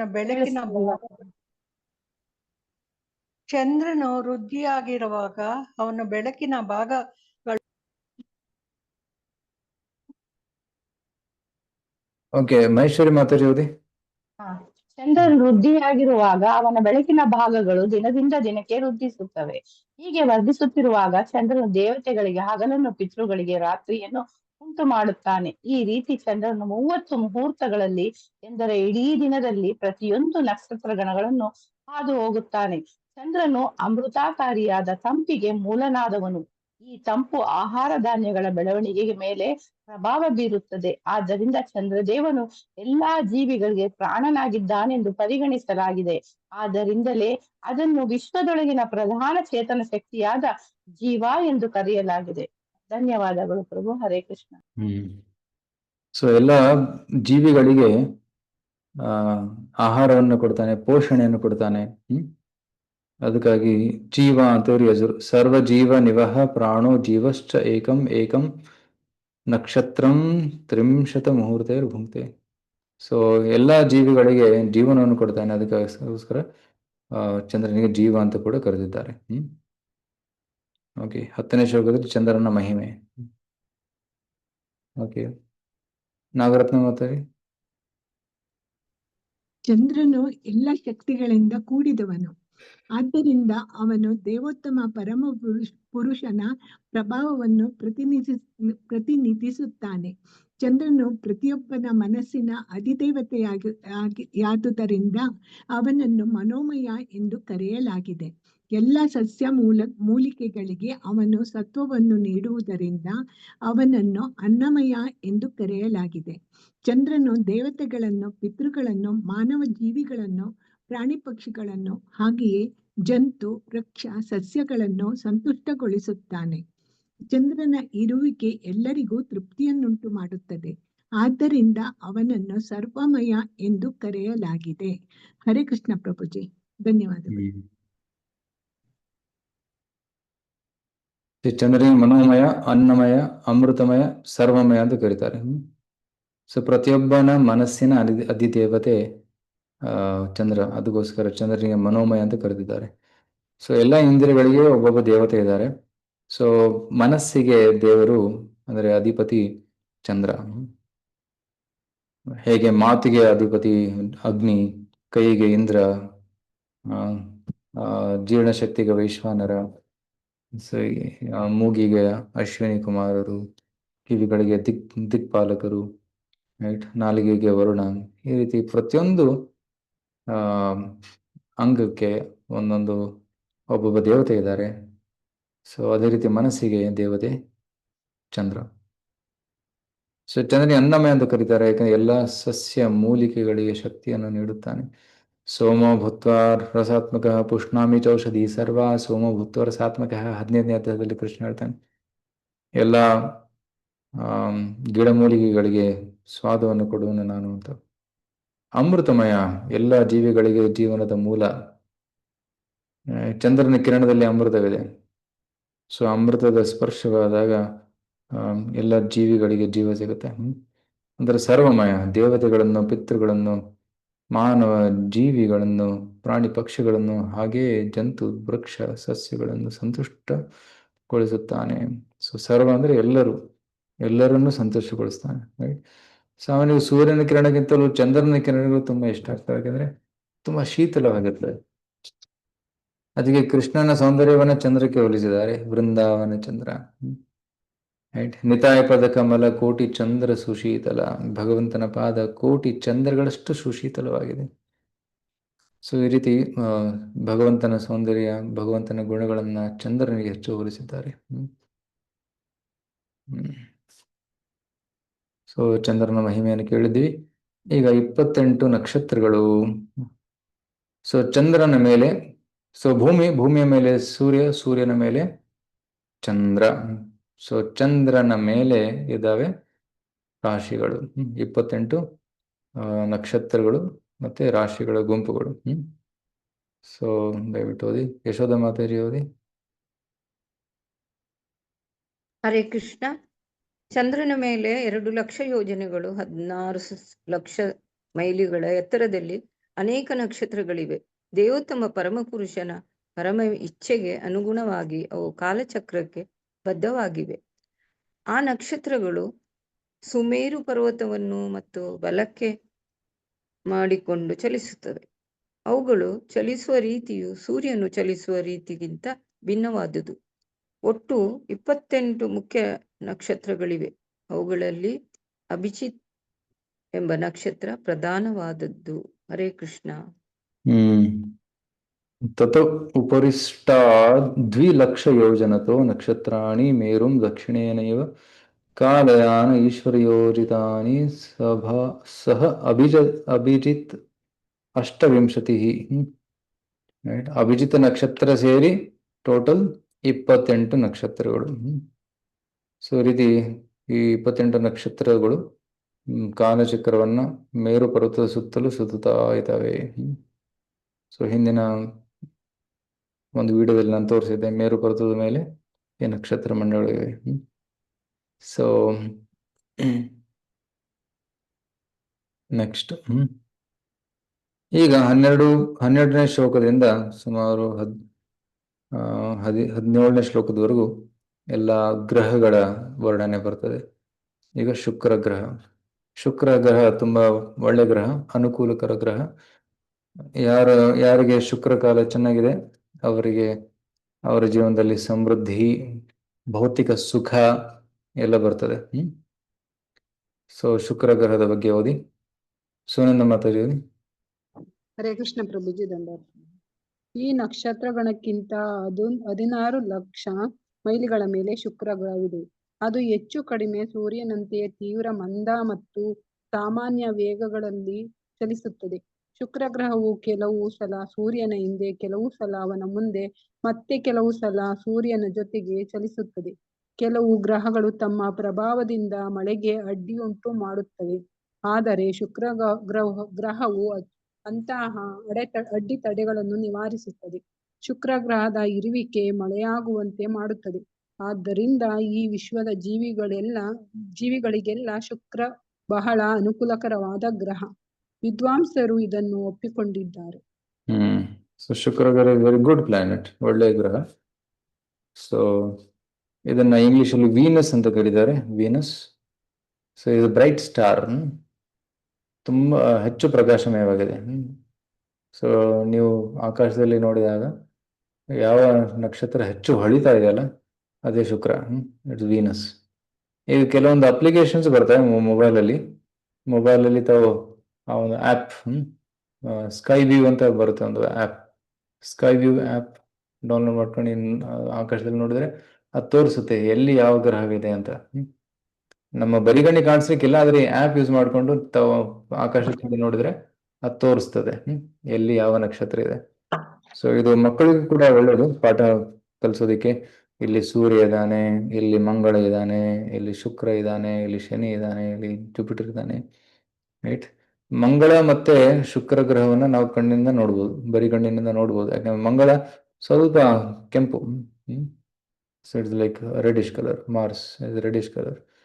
ಮತ್ತೆ ವೀನಸ್ ಇಸ್ ಬ್ರೈಟ್, ತುಂಬಾ ಹೊಳಿತದೆ. ಸೊ ಎರಡನ್ನ ನಾವು ಬರಿಗಣ್ಣಿನಿಂದ ಗುರುತಿಸಬಹುದು. ಬೇರೆ ಗ್ರಹಗಳನ್ನ ನಾವು ಆ ಒಂದು ಆ್ಯಪ್ ಯೂಸ್ ಮಾಡಿದ್ರೆ ಅದರಿಂದ ನಾವು ನೋಡ್ಬೋದು. ಓಕೆ.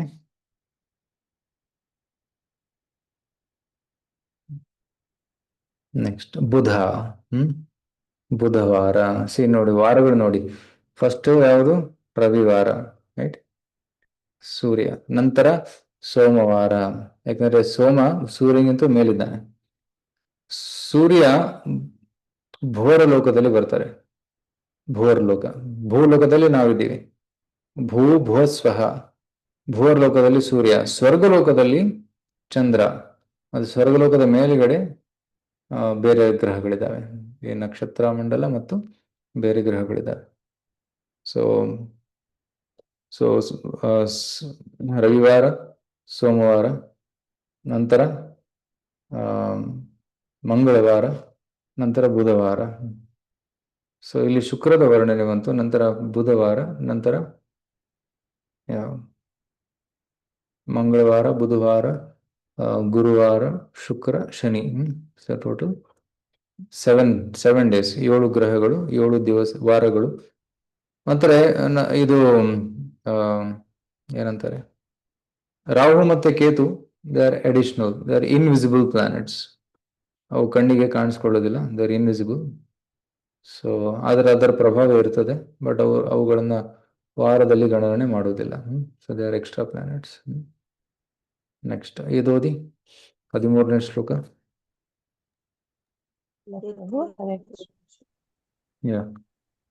ಚಲನೆಗೆ ಸಂಬಂಧಿಸಿದಂತೆ ಬುಧ ಗ್ರಹವು ಶುಕ್ರ ಗ್ರಹವನ್ನು ಹೋಲುತ್ತದೆ, ಏಕೆಂದರೆ ಶುಕ್ರನಂತೆ ಅದು ಸಹ ಕೆಲವು ಸಲ ಸೂರ್ಯನ ಮುಂದೆ, ಕೆಲವು ಸಲ ಸೂರ್ಯನ ಹಿಂದೆ, ಮತ್ತೆ ಕೆಲವು ಸಲ ಸೂರ್ಯನ ಜೊತೆಗೆ ಚಲಿಸುತ್ತದೆ.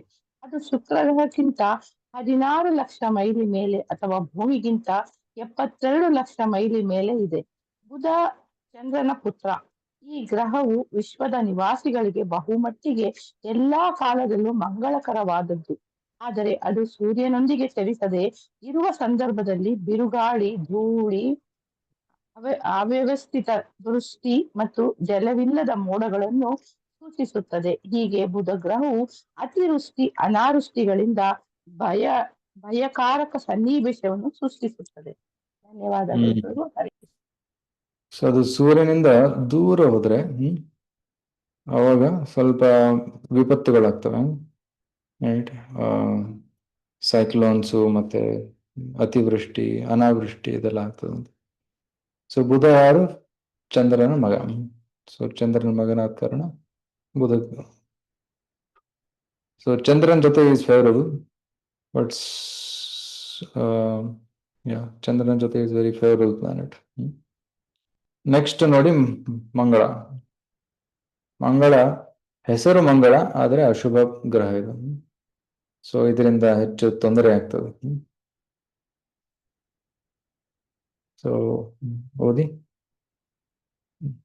ಭಾನುಕುಮಾರಿ ಮಾತಾಡಿ. ಹರೇ ಕೃಷ್ಣ ಪ್ರಭುಜಿ. ಬುಧನಿಗಿಂತ ಮೇಲೆ 16 ಲಕ್ಷ ಮೈಲಿಗಳಷ್ಟು ದೂರದಲ್ಲಿ ಅಥವಾ ಭೂಮಿಯಿಂದ ಮೇಲೆ 88 ಲಕ್ಷ ಮೈಲಿ ದೂರದಲ್ಲಿ ಅಂಗಾರಕ ಗ್ರಹವಿದೆ. ಅದು ವಕ್ರ ಮಾರ್ಗದಲ್ಲಿ ಚಲಿಸದೆ ಇದ್ದ ಪಕ್ಷಕ್ಕೆ ಅದು 3 ಪಕ್ಷಗಳಲ್ಲಿಯೂ ಪ್ರತಿ ರಾಶಿಯನ್ನು ಹಾದು ಹೋಗುತ್ತದೆ.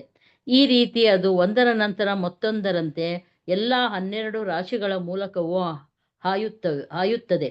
ಮಳೆ ಮತ್ತು ಇತರ ಪ್ರಭಾವಗಳಿಗೆ ಸಂಬಂಧಿಸಿದಂತೆ ಅದು ಬಹುಮಟ್ಟಿಗೆ ಯಾವಾಗಲೂ ಅನಾನುಕೂಲವಾದ ಪರಿಸ್ಥಿತಿಯನ್ನು ಉಂಟು ಮಾಡುತ್ತದೆ. ಧನ್ಯವಾದಗಳು. ಬಹುಶಃ ಇದು ಆಲ್ವೇಸ್ ಪ್ರಾಬ್ಲಮ್ಸೇ ಕ್ರಿಯೇಟ್ ಮಾಡ್ತದೆ, ಹೆಚ್ಚು ಪ್ರಾಬ್ಲಮ್ಸ್ ಕ್ರಿಯೇಟ್ ಮಾಡ್ತದೆ. ಸೊ ಅದಕ್ಕೆ ಮಂಗಳ ಗ್ರಹ ಇಸ್ ಲೈಕ್ ಮಂಗಳ is called the commander. Mars is the commander of all the planets. ತುಂಬಾ ಅಗ್ರೆಸಿವ್ ಪ್ಲಾನೆಟ್. ಸೊ ಯಾರಲ್ಲಿ ಮಂಗಳ ಸ್ಟ್ರಾಂಗ್ ಹೋಗೋದು ಅವರು ತುಂಬಾ ಅಗ್ರೆಸಿವ್ ಆಗಿರ್ತಾರೆ. ಹರೇ ಕೃಷ್ಣ ಪ್ರಭುಜಿ. ಅದು ಮಂಗಳ ಗ್ರಹ ಇದೆ, ಅದೇ ಕುಜದೋಷ ಅಂತ ಹೇಳ್ತಾರೆ. ಮಂಗಳ ಗ್ರಹದ್ದೇ ಕುಜ ಅಂತಾನು ಹೇಳ್ತಾರಲ್ಲ ಪ್ರಭುಜಿ. ಕುಜ ದೋಷನ? ಮಂಗಳ ಗ್ರಹದ್ದೇ ಕುಜ ಅಂತಾನು ಹೇಳ್ತಾರಲ್ಲ. ಪೂಜಾ ಅಂತ ಹೇಳ್ತಾರ? ನಾನು ಜ್ಯೋತಿಷ್ಯದಲ್ಲಿ ಎಕ್ಸ್ಪರ್ಟ್ ಹೇಳ್ತಾರಲ್ಲ. ಅಲ್ಲ, ನಾವು ನಮ್ಮ ಮಕ್ಕಳು ಮದ್ವೆಗೆ ತಗೊಂಡೋದಾಗ ಗೊತ್ತಾಗಿದ್ದು. ಬಟ್ ಮಂಗಳವಾರ ಹುಟ್ಟಿದ ಹೆಣ್ಮಕ್ಳಿಗೆ ಕುಜದೋಷ ಬರಲ್ಲ ಅಂತ ಹೇಳ್ತಾ ಇದ್ರು. ಅದು ಮಂಗ್ಲಿಕ್ ಅಂತಾರೆ ಹಿಂದಿಲಿ, ಅದು ತಾನೆ? ಮಂಗ್ಲಿಕ್. ಅದು ಮಂಗ್ಲಿಕ್ ಇದ್ರೆ ಮದುವೆ ಮಾಡ್ಬಾರ್ದು, ತುಂಬಾ ಡೇಂಜರಸ್. ಸೊ ಅದು ಸಂಬಂಧ ಕೆಟ್ಟೋಗುತ್ತೆ, ಅಥವಾ ಕೆಲವೊಮ್ಮೆ ಜೀವಕ್ಕೆ ಆಘಾತ ಕೂಡ ಆಗ್ಬೋದು. ಸೊ ಅದಕ್ಕೆ ಮದುವೆಗಿಂತ ಮುಂಚೆ ಚೆಕ್ ಮಾಡಬೇಕು whether there is manglik or no. Manglik ಇದ್ರೆ ಅದಕ್ಕೆ ಪರಿಹಾರ ಹುಡುಕಬೇಕಾಗ್ತದೆ. ಧನ್ಯವಾದ ಟು ಗೋ ಹೆಡ್. ಸೊ ದೇವ್ ಜ್ಯೋತಿಷ್ಯರು ಅದಕ್ಕೆ ಪರಿಹಾರವನ್ನು ಕೊಡ್ತಾರೆ. Best is not to go ahead. Manglik ಇದ್ರೆ ಮದುವೆ ಮುಂದುವರಿಸಬಾರ್ದು. ಸೊ ನೆಕ್ಸ್ಟ್ ಗುರು, ಅನುಕೂಲಕರ ಗ್ರಹ, ವೆರಿ ಫೇವರಬಲ್ ಪ್ಲಾನೆಟ್. ಸೊ ಓದಿ.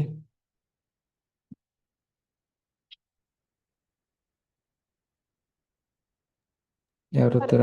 ಹರೇ ಕೃಷ್ಣ ಪ್ರಭು. ಓದಿ. ಗುರು ಗ್ರಹಕ್ಕಿಂತ ಮೇಲೆ 16 ಲಕ್ಷ ಮೈಲಿಗಳ ದೂರದಲ್ಲಿ ಅಥವಾ ಭೂಮಿಯಿಂದ 1,20,00,000 ಮೈಲಿಗಳ ದೂರದಲ್ಲಿ ಶನಿ ಗ್ರಹವಿದೆ. ಅದು 30 ತಿಂಗಳುಗಳಲ್ಲಿ ಒಂದು ರಾಶಿಯನ್ನು ಹಾಯುತ್ತದೆ. ಶನಿ ಬಗ್ಗೆ ಹೇಳ್ತಾ ಇದ್ದಾರೆ. ಅವರು 16 ಓದ್ತಾ ಇದ್ದಾರೆ. 15 ಅಂಗಾರಕ ಗ್ರಹಕ್ಕಿಂತ 16 ಲಕ್ಷ ಮೈಲಿಗಳ ಮೇಲೆ ಅಥವಾ ಭೂಮಿಯಿಂದ 1,04,00,000 ಮೈಲಿಗಳ ಮೇಲೆ ಬೃಹಸ್ಪತಿ ಗ್ರಹವಿದೆ. ಅದು ಒಂದು ಪರಿವತ್ಸರ ಕಾಲಾವಧಿಯಲ್ಲಿ ಒಂದು ರಾಶಿಯಲ್ಲಿ ಚಲಿಸುತ್ತದೆ. ಆದರೆ ಚಲನೆ ವಕ್ರವಾಗಿಲ್ಲದಿದ್ದಲ್ಲಿ ಗುರುಗ್ರಹವು ವಿಶ್ವದ ಎಲ್ಲಾ ಬ್ರಾಹ್ಮಣರಿಗೆ ಅನುಕೂಲಕರವಾದ ಪ್ರಭಾವವನ್ನು ಉಂಟು ಮಾಡುತ್ತದೆ. ಅಂಗಾರಕ ಅಂದ್ರೆ ಮಂಗಳ ಗ್ರಹ. ಸೊ ಸೊ ಎಲ್ಲ ಗ್ರಹಗಳು ಈಗ 2 ಲಕ್ಷ ಯೋಜನೆಗಳ ಮೇಲೆ, ಅಂದ್ರೆ 16 ಲಕ್ಷ ಮೈಲಿಗಳು ಮೇಲೆ ಇದ್ದಾವೆ. So in the height, so ಅಷ್ಟು ಎತ್ತರದಲ್ಲಿದ್ದಾವೆ. ಸೊ ಭೂಮಿಗಿಂತ 104 ಲಕ್ಷ 1,04,00,000 ಮೈಲಿಗಳು ಮೇಲೆ ಇದೆ. ಸೊ ವೆರಿ ತುಂಬಾ ಹೈಟ್ ಅಲ್ಲಿ ಇದೆ ಗುರುಗ್ರಹ. ಸೊ ವಿಶೇಷವಾಗಿ ಬ್ರಾಹ್ಮಣರಿಗೆ ಅನುಕೂಲಕರವಾಗಿದೆ. ಸೊ ಫಾರ್ ಗುರುಸ್ ಮತ್ತೆ for those are students, right, ಗುರುಗ್ರಹ ಅನುಗ್ರಹ ತುಂಬಾ ಮುಖ್ಯ. So they can study nicely. Okay, next 16ನೇ ಶ್ಲೋಕ. ಶನಿ. ಪ್ರಭು ಹರೇ ಕೃಷ್ಣ. ಹರೇ ಕೃಷ್ಣ. ಗುರುಗ್ರಹಕ್ಕಿಂತ ಮೇಲೆ 16 ಲಕ್ಷ ಮೈಲಿಗಳ ದೂರದಲ್ಲಿ ಅಥವಾ ಭೂಮಿಯಿಂದ 1,20,00,000 ಮೈಲಿಗಳ ದೂರದಲ್ಲಿ ಶನಿ ಗ್ರಹವಿದೆ. ಅದು 30 ತಿಂಗಳುಗಳಲ್ಲಿ ಒಂದು ರಾಶಿಯನ್ನು ಹಾಯುತ್ತದೆ. 30 ಅಣು ಸಂವತ್ಸರದಲ್ಲಿ ರಾಶಿ ಚಕ್ರವನ್ನು ಪೂರ್ಣವಾಗಿ ಕ್ರಮಿಸುತ್ತದೆ.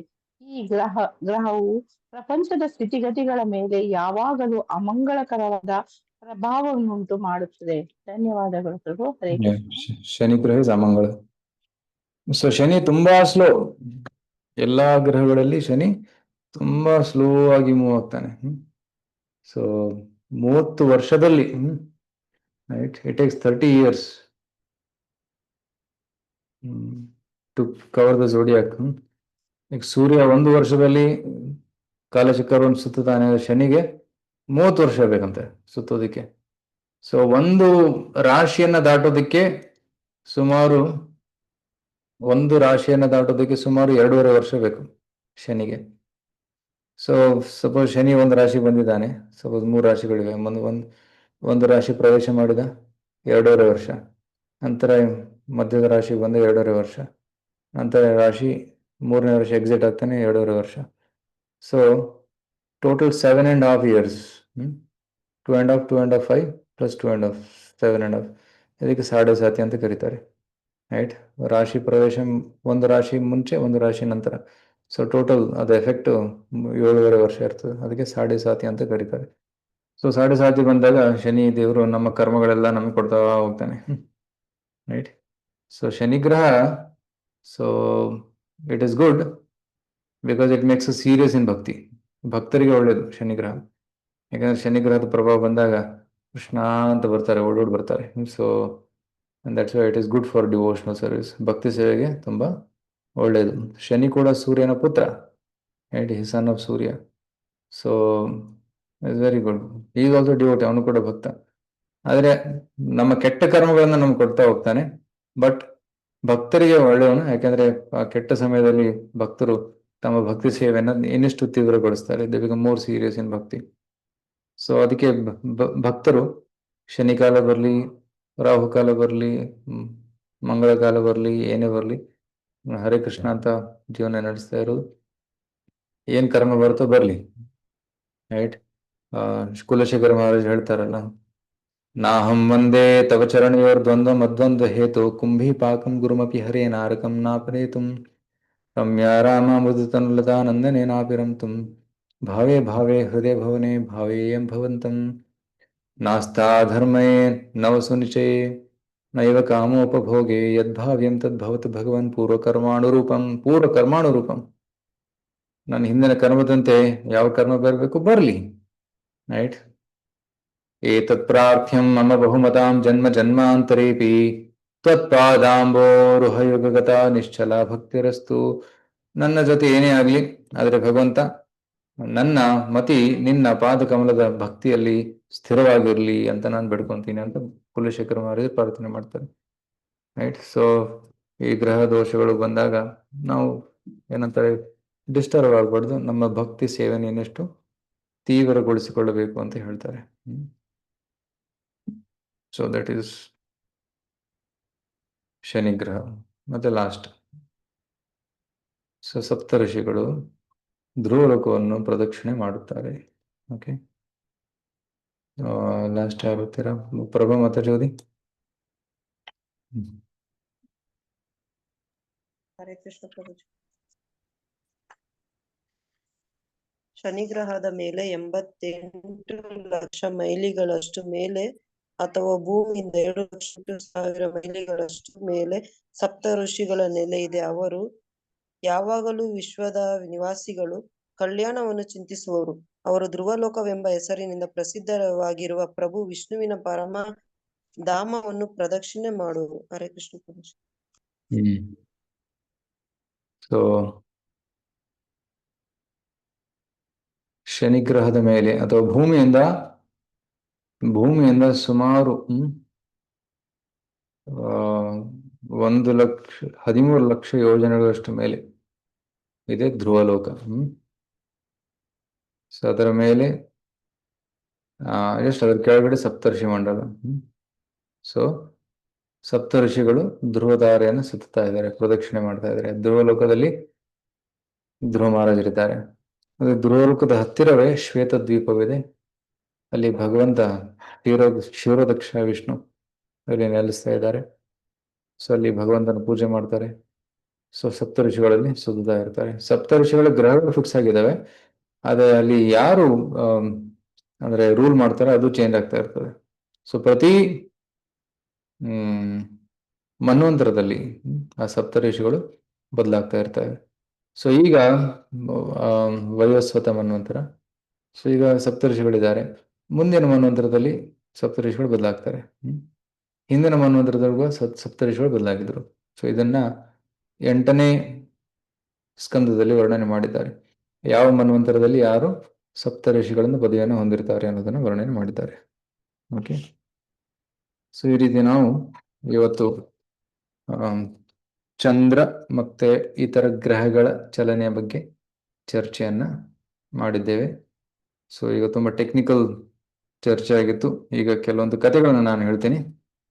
ಸೊ ರೆಕಾರ್ಡಿಂಗ್ ಸ್ಟಾಪ್ ಮಾಡಿ.